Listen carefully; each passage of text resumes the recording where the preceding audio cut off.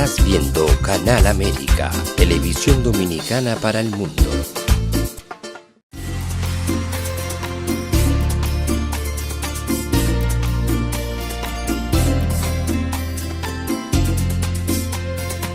A Time for True show is sponsored by the Office of Dr. Bernard Fialkoff, a periodontal, dental implant and laser specialist in New York City, for over 40 years. Dr. Fialkoff was honored by the International College of Dentists and Pierre Fauchard, and received the Presidential Lifetime Humanitarian Honor from the White House. Call us at 718-229-3838. Sometimes life can be so damn hard, you don't know where to go. Everything keeps falling apart, yeah. You try to do your best, but only God knows that you've given everything you've got, but the world takes you down. You just keep moving on. Let your fears. Welcome to A Time for True show. I'm your host, Dr. Bernard Fialkoff, and it's always a pleasure to be with you. And we got a great show tonight, so let's get right to it. Really a story that will, I think, be exemplary in terms of accomplishing things, not giving up, continuing. And I'm very, very pleased to have with us tonight Christine Latham-Brillon. I hope I said that correctly with a little bit of French. And Buddha, if you can put up her pictures on the screen for our audience. She's a former member of the U.S. Women's Sabre National Fencing Team and the U.S. World Championship Women's Sabre Team. Put back that first picture. I love that picture of her. Well, you know, with her mat. There we go. And there she is before one of her matches. Great picture. And this, she was a member of the very first year in history that there was a women's saber fencing team from the United States of the World Championships.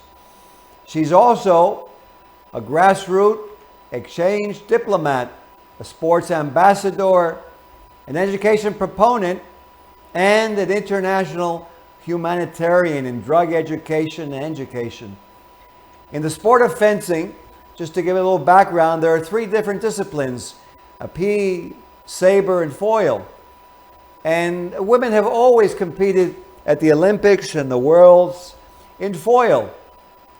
And the fencing governing body allowed women to compete in épée in '96 at the Atlanta Internationals. Chris was a fencing saber, and as that kind of competition or competitor, having started 2 years earlier at Pima Community College at the age of 24, when there were no national or international tournaments for saber. She moved to Kansas City to train under Russian legend Vladimir Nazlimov and persevered, finally making the national team at 30 years of age in 1999. That year, saber was approved, and Miss Latham was ranked 4th in the United States and 21st in the world, and went on to compete with the U.S. national team at the World Championships in Seoul, Korea. In that 1999 World Championship tournament, she performed below her standards, leading her to search for reasons why she didn't fence consistently as previously, even against men. Looking for what would help her to be a more brilliant fencer and be really more ready mentally, led her to walk into a Scientology organization in Columbus, Ohio. The answers that she found helped her recover her standing in fencing and opened doors to her for other careers she had never envisioned. Christine continued with her newfound knowledge, and in 2006 won the silver medal at the U.S. Nationals in Division 1A. Since fencing competitively, she has become a major force for drug education in New York State, as well as human rights on a global scale. Latham is also a mountain climber, having participated in a U.S.-USSR joint climb of one of the 7 summits of Mount Elbrus in the country of Georgia. Chris is a director for the Diplomats for Humanity and Voices for Rights, which helps young leaders discover the barriers to stability and prosperity in any society. The Diplomats for Humanity initiative sponsors youth diplomat conferences globally and will be co-sponsoring the Youth for Human Rights Summit at the United Nations this summer.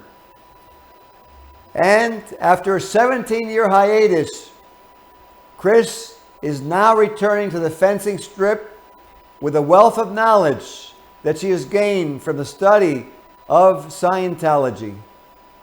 And Buddha, if you can, let's bring her up live on the screen and bid a warm welcome to Christine Latham. Welcome. Thank you. Thank you very much. You know what? It's a pleasure to have you. And, you know, I know there's so much I want to ask you. So let's start right at the beginning. When you were a young woman, what were your dreams? What were your aspirations?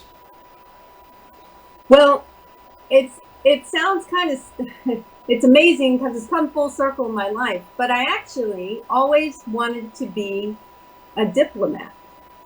When you look at, I don't know why, it seemed I studied international relations when I got out of high school, but when I went to Russia as part of a youth exchange program during the Cold War, a grassroots exchange program, I'd always been an athlete in high school, and I always was very interested in being a diplomat. And I didn't know how that would look. And so I kind of let my love for sports and representing my country pave my way. And I think I'm still on that course now. Very interesting. And so now, how did you transition or then start going into your fencing? How did that happen? So I basically started fencing.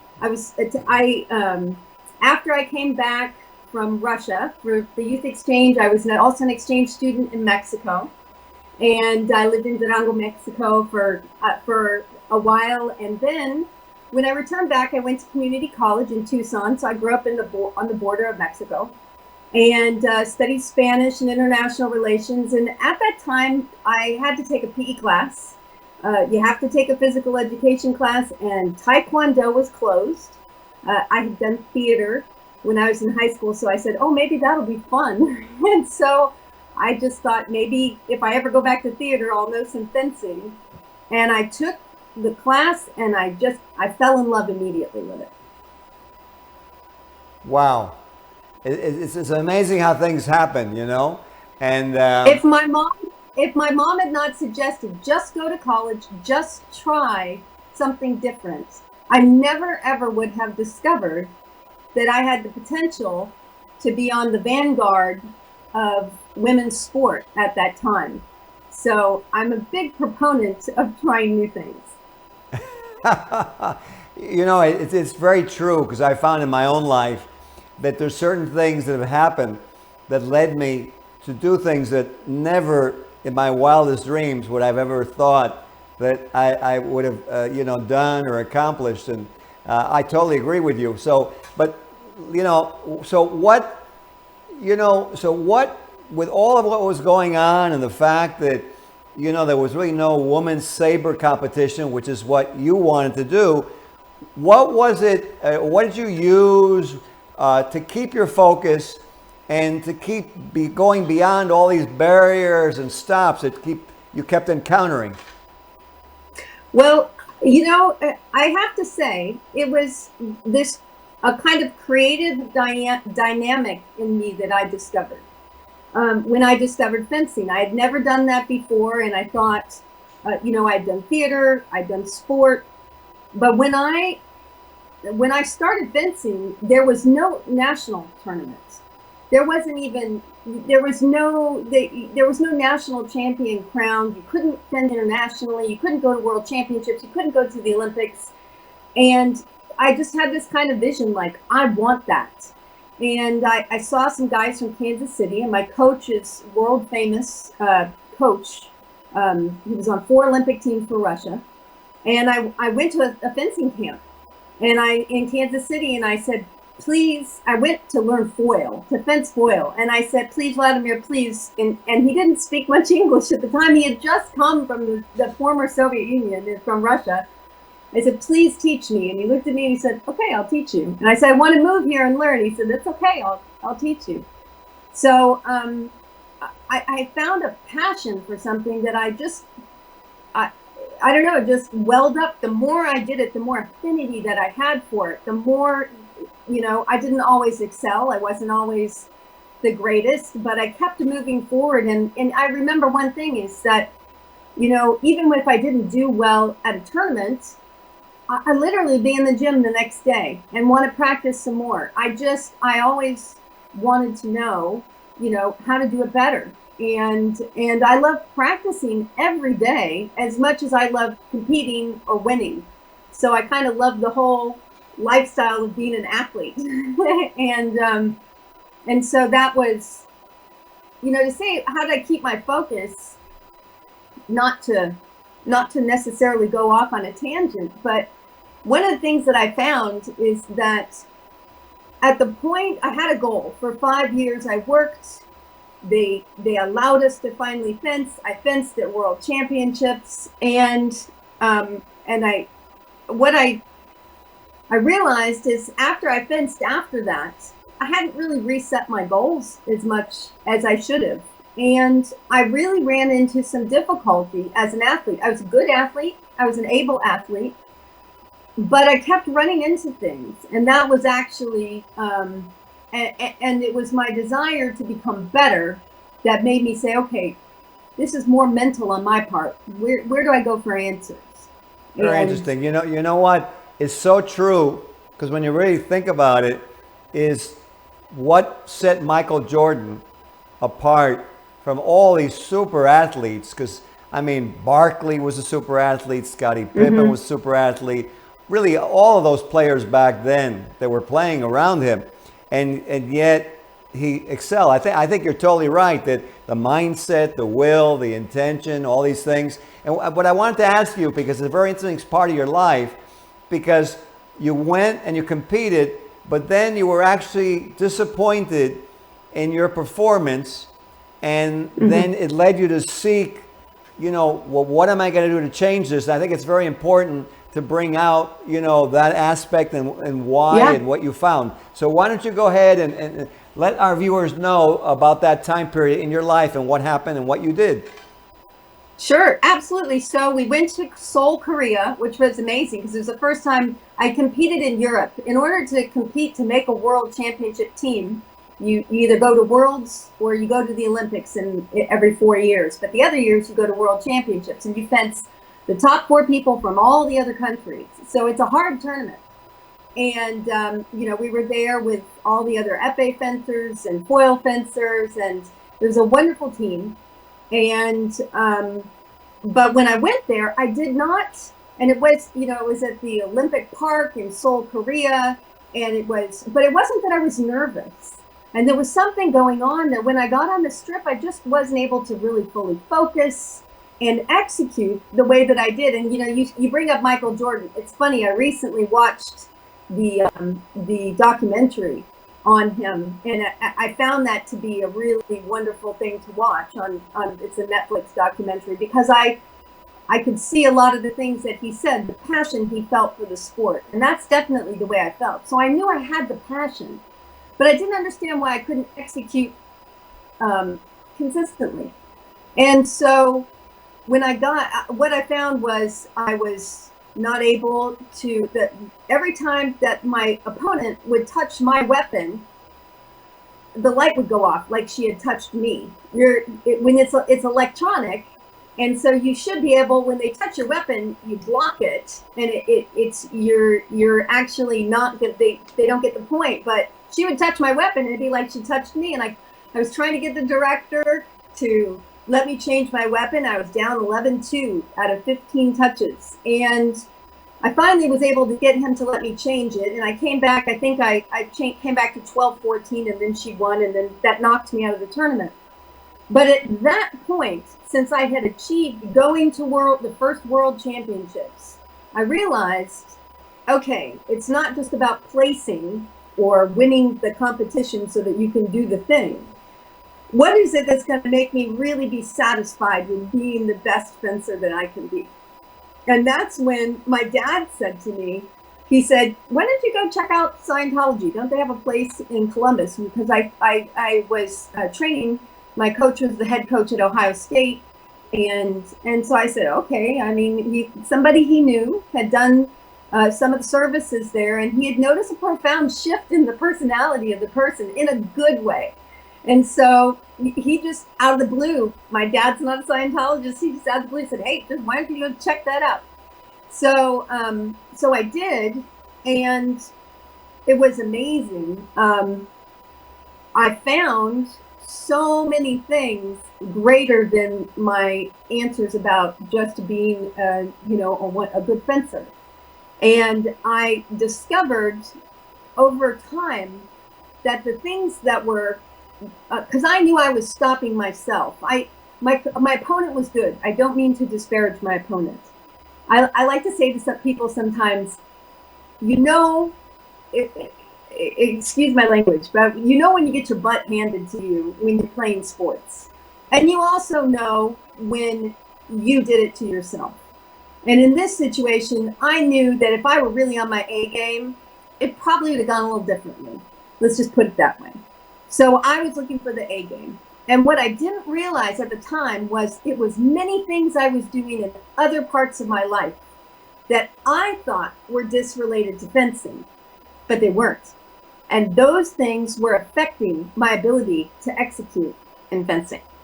And that's what I discovered, how to discover that, and then learn how to actually handle that. So that was not something that I was becoming the effect of in life. And then it definitely, not to go on and on, but there was a point for 2 years I was on the U.S. national traveling team, and I'd have to go to Italy, and I'd have to go to Budapest, and I'd have to go to Germany and compete every 3 weeks. And I would be jet lagged, and I would get there and I couldn't sleep for 2 days, and I would end up with these intense headaches. But for 48 hours before I would fence, I couldn't sleep, and this went on for a year and a half or something. Wow. And I didn't know. I didn't know what it was. But when I actually found out that there were some choices that I had made in my life about how I handled things, to go to Europe every 3 weeks, I had to work 3 jobs, I had to train every day.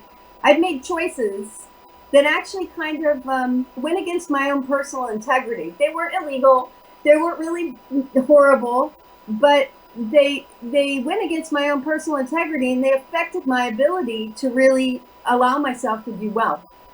And so at one point, I made the decision, I'm going to really tackle this. And I worked with somebody at the church, and I changed some things in my life. And I changed, even had to do with people that I was connected to. And I changed that, and I handled it very smoothly. And I had not fenced for 2 weeks. Like, I fenced every single day of the year. And we worked out, sometimes we'd take a Sunday off. We'd be 5 or 6 hours a day in the gym. Wow. And I literally did not fence for 2 weeks before I went to that nationals in 2006 in Atlanta. And I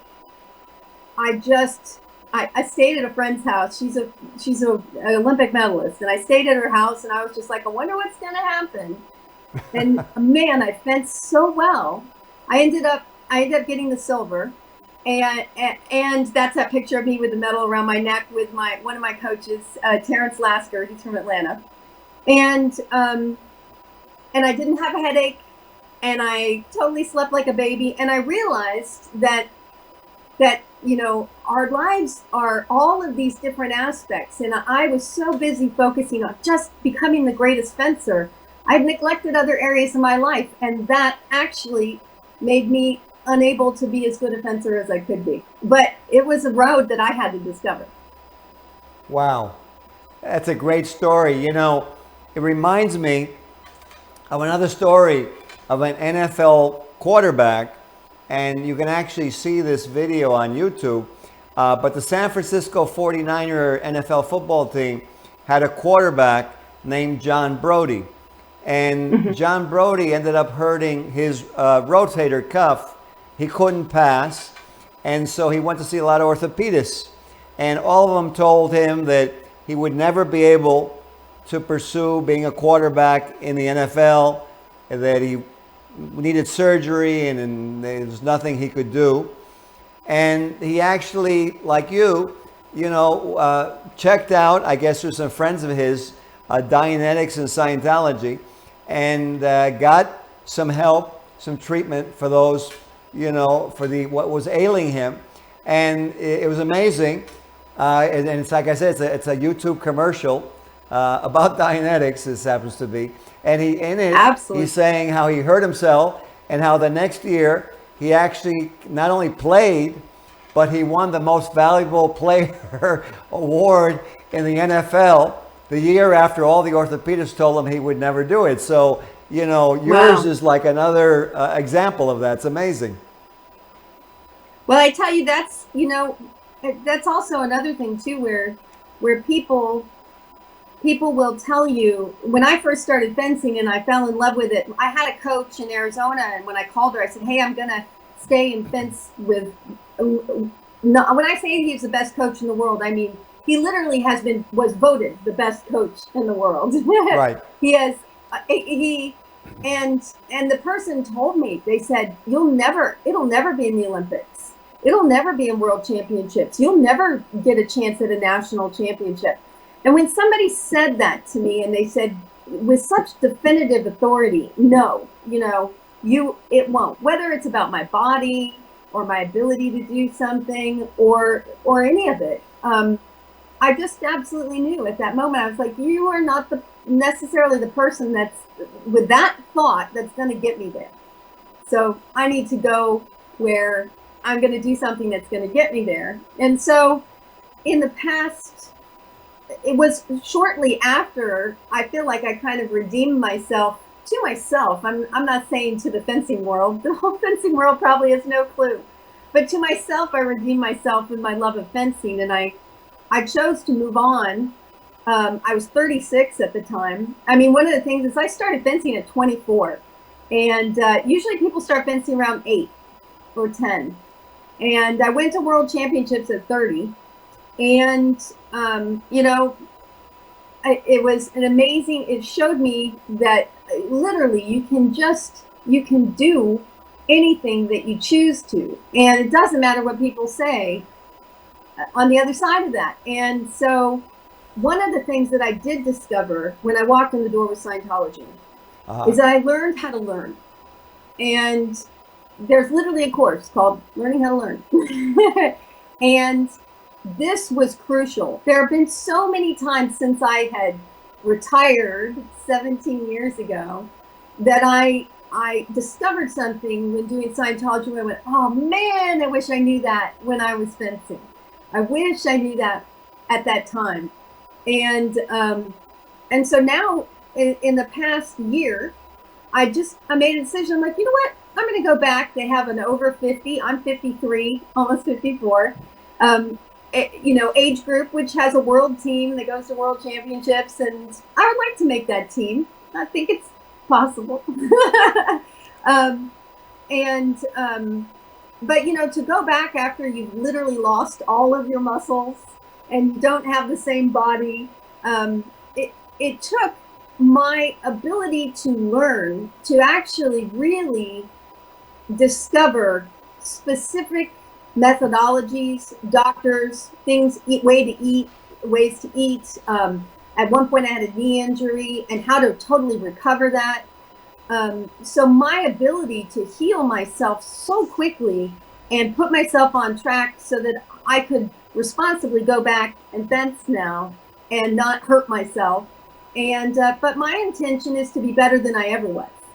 And my sport, Absolutely. You know, I was going to say to you is, I don't know if you know this story, but in boxing, in the heavyweight division, George Foreman, you know, had a very disappointing loss when he was very young and powerful, and went away from boxing and came back. They said he would never, you know, he could never do anything, and what was he doing? It was a farce. And George Foreman actually ended up being the oldest heavyweight champion of the world. I think maybe it was about 45 or something. wow. And it was totally amazing. So, you know, I guess Chris Latham could be, you know, the next gold medalist, you know, and Wait. who knows? Maybe it doesn't have to be in the over 50. Maybe you could even do something dramatic, you know? I like that, Ben. Keep that thought. You're on my, you'd be on my team. I like that. Absolutely. You know what? Especially as baby boomers, and I mean, I think you're at the tail end of the baby boom, but I was Right. probably the beginning. And, you know, baby boomers are impossible. You know, we think we can do it forever. But, you know, I was going to say to you, we're getting to the end of the show, and Yeah. you've accomplished so much in your life. I wanted to ask you something. What message do you want to leave the viewers regarding their potentials and going for it in their life? I think there's a couple of wow. So potential is something that I do with a lot of what the work I do is with drug education and with human rights. And one of the things that I say in drug education especially is everybody is born with an enormous amount of God-given potential that is such a magnitude that we don't realize. And if you don't try something, and if you don't go out and even try something, you won't even know if you're interested or you have a potential to do it. And then when you discover something that you love, to know that being able to do well at that, that's a skill. So you can have a really great you can have a great affinity for something and a natural knack for it. But in order to develop it, there's a skill. And that skill can always be learned. You can learn. It doesn't matter what your education told you or your kindergartner teacher told you or anything. You actually have the ability to learn anything that you want to learn and to be able to do it amazingly. And this is everybody. I don't care. So anybody that says you don't is not somebody that can do that. You have to actually know that is possible. And so for me, when I discovered Scientology, it opened the door. So now I do a lot of work with human rights and drug education, and I love what I do, and I love that I'm going to go back to fencing. But I hope to discover a couple more different things that I have an amazing potential for in life that I haven't even discovered yet. So I always encourage people, if they want to know more about learning how to learn, just to go to Scientology the Scientology TV network. They would find that. And for me, it was invaluable, and I'll just keep going with it. Well, you know what? It's been a pleasure having you on the show. I look forward to seeing you on that gold medal, you know, platform. Podium. Absolutely, you know. And it's been a pleasure to hear your story and to share this with the viewers out there. So, you know what? If you're encountering barriers, I hope that Chris Latham's story has helped you, and we got to keep an eye on her because George Foreman did it, and you know she's got to do it for the women. You know, this fair play. So there we go. Time for Truth show. Have a great night. Thank you, Chris. Thank you, Ben. This show was sponsored by A Time for Truth Foundation Incorporated as a community service. Sometimes life can be so damn hard. You don't know where to go. Everything keeps falling apart. Yeah.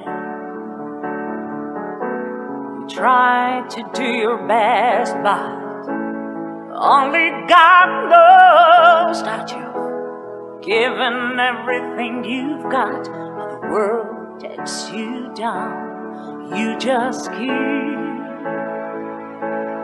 moving on. Let your feet